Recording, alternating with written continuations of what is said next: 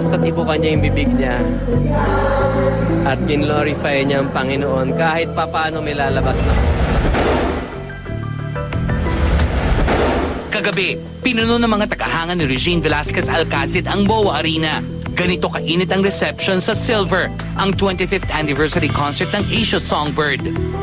Powerful opening ang binigay ni Regine sa tulong ng Manila Symphony Orchestra at ni Maestro Ryan Cayabyab. Gayunpaman, nang magsimula ng magsalita ang Songbird para sa kanyang audience, hindi na nito naitago ang paghihirap dahil sa kawalan ng boses, sanhi ng viral infection.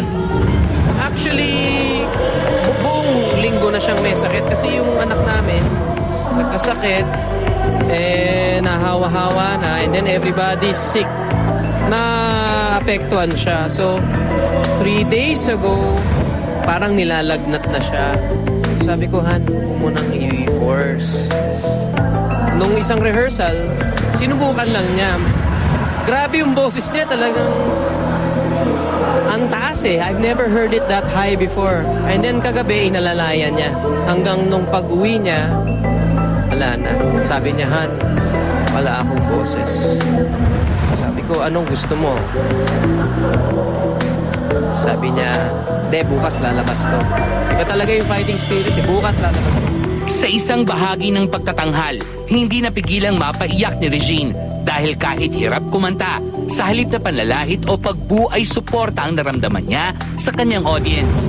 Inamin pa nito na muntik na siyang magpasyang kanselahin ang concert dahil na rin sa iniindang karamdaman. I'm very proud of her. Itong buong araw na to, grabe yung journey. No? Talagang up, down, up, down, up, down. Tutuloy ko ba to? Tutuloy ko to? Pero nang ibabaw sa kanya yung pagmamahal niya sa fans niya. Isa si Chris Aquino sa nakikisabay sa pagluha ni Songbird.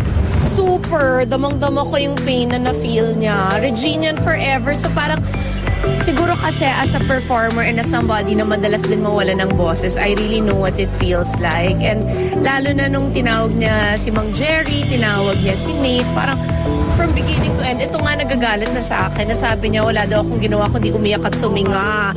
Syempre bawat iyak ni Reg, cry din ako talaga. Maging ang kanyang musical director na si Mr. Ryan Cayabyab nakaalalay kay Songbird. Kaninang pagising ko ng umaga, napakabigat ng pakiramdam ko dahil alam niyo pinaghirapan namin. And Regine was in tip-top condition. Siya, for the first time narinig ko yung mga rehearsals namin. Ang ganda-ganda ng boses ni Regine. Tagal-tagal ko na hindi siya naririnig. Ang sakit sa loob kasi nararamdaman ko siya eh. Nararamdaman ko si Regine na hirap.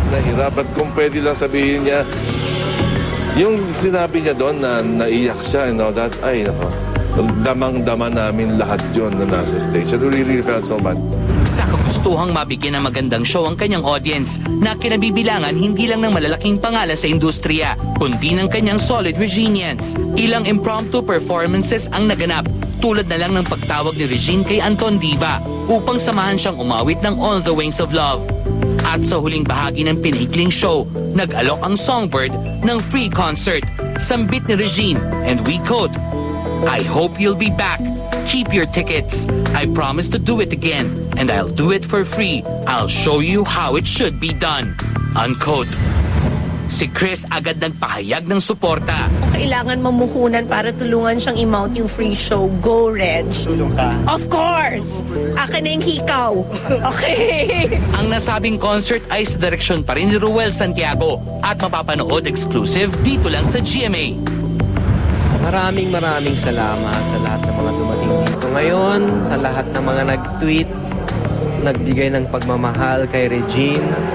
At asahan ninyo, gaya nga ng sinabi ni Regine, merong free concert. Oras na gumaling na siya, andyan na yung free concert. So, nagpapasalamat kami sa MOA at pinagbigyan naman kami. So, eto lang. To God be the glory talaga. Kasi talagang Panginoon ang gumawa ng paraan nitong ngayong gabi.